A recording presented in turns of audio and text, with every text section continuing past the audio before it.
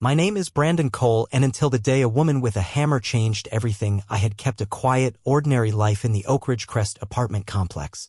I'm an electrical engineer now, but my background taught me discipline the hard way. 6 years in the military as a communications specialist. My younger brother, Noah, is a decorated war hero, a trauma surgeon who completed 3 grueling deployments in Afghanistan and had just transitioned back to civilian life. He'd driven 4 hours to visit me for the weekend, thinking about relocating nearby.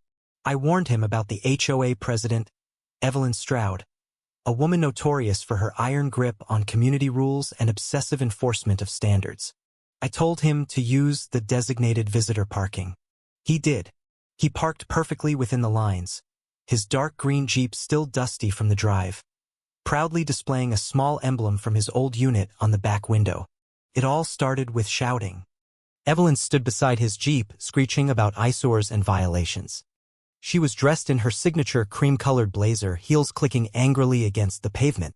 Noah and I rushed down from my apartment, and by the time we arrived, she'd already slapped a neon orange violation notice on his windshield. Noah, always calm and professional, introduced himself. Evelyn dismissed him instantly, saying his vehicle violated community standards due to its dusty appearance. He explained, politely, that he had just driven in from Fort Bragg. Her reply? This isn't a military base. We have standards here. When Noah tried to reason with her, Evelyn threatened to have the Jeep towed. It would have ended there, with eye rolls and maybe a complaint to the HOA board, until she opened her car trunk, pulled out a hammer, and began smashing his vehicle. The sound of metal being bludgeoned snapped us into action. Noah froze in disbelief. I rushed to stop her, grabbing her wrist mid-swing. Residents started appearing, some recording with their phones. Evelyn screamed that, as HOA president, she had the right to remove violations. I told her she was committing a crime. She shouted that she was untouchable. Her husband golfed with the police chief. After all, Noah remained silent, assessing the damage to his vehicle: 3 dents, a smashed headlight, a twisted driver's side door. Then, with calm precision, he stepped aside and made a phone call.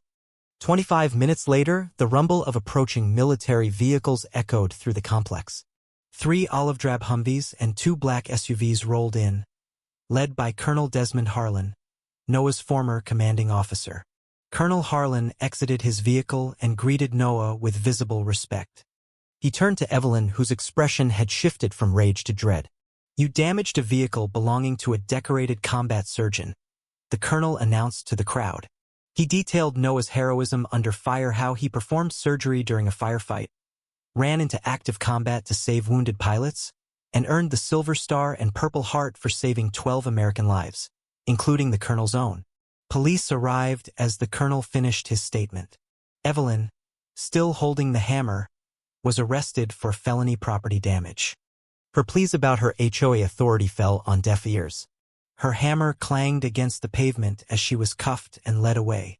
Colonel Harlan arranged for Noah's Jeep to be taken to the base for full repairs by Staff Sergeant Davis, a soldier Noah once saved. When it was returned days later, it was in better condition than before. A new headlight, bodywork restored, and a sound system upgrade as a personal thank you.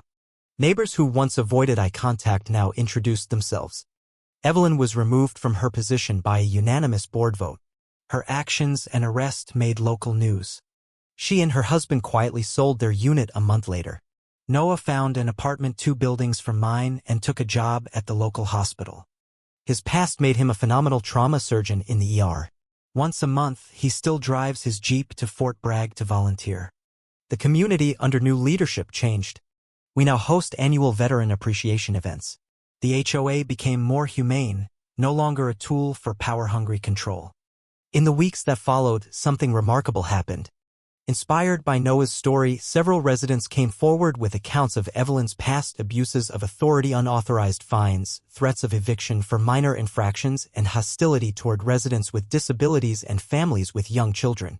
These testimonies formed the basis of a formal review of HOA policies by the City Housing Committee.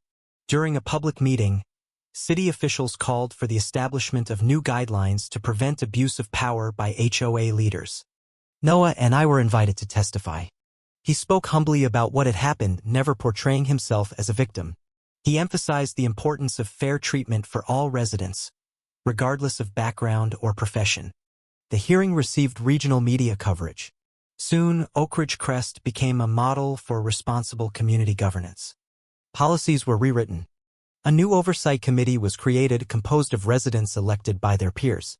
The community center began offering legal aid workshops to help residents understand their rights under HOA bylaws and state laws. Noah, who never sought recognition, became a quiet leader. His calm demeanor and measured wisdom earned him the respect of neighbors who had once feared HOA retaliation. People sought his advice not only for medical issues but for conflict resolution, for life decisions, and even for help with college applications. On Veterans Day, the HOA hosted a tribute ceremony. Noah was asked to speak along with Colonel Harlan, who returned to the community for the event. The ceremony drew attendees from across the city. The mayor presented Noah with a Community Service Award, and a local artist unveiled a mural featuring silhouettes of soldiers, medics, and community members beneath the words, "Honor, Integrity, Unity." As the months passed, Oak Ridge Crest transformed. Gone were the days of fear and fines. Children played freely in common areas. New families moved in without trepidation. And even the landscaping team began planting gardens that residents helped maintain.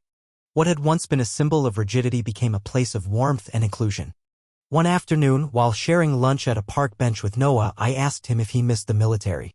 He smiled thoughtfully and said, "I miss the sense of mission, but I found a new one here. Helping build something better, not just heal wounds but prevent them." His words stayed with me. Because that's what justice truly looks like, not just retribution but repair. Not just punishing those who do wrong, but empowering those who strive to do right. Sometimes change begins with a single moment of injustice. Sometimes it begins with a hammer. But in the hands of the right people, even the broken pieces of that moment can be forged into something stronger, a community where everyone belongs and everyone is seen. My name is Brandon Cole, and until the day a woman with a hammer changed everything, I had kept a quiet, ordinary life in the Oak Ridge Crest apartment complex. I'm an electrical engineer now, but my background taught me discipline the hard way: 6 years in the military as a communications specialist.